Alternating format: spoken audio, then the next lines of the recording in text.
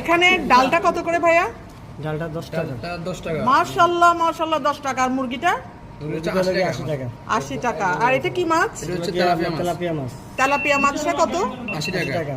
নারকেল মাছ আছে। আচ্ছা, পোয়া মাছ কত? 80 টাকা। ভাত? ভাত 20 টাকা। আর এটা? এটা লাল শাক। লাল শাক কত?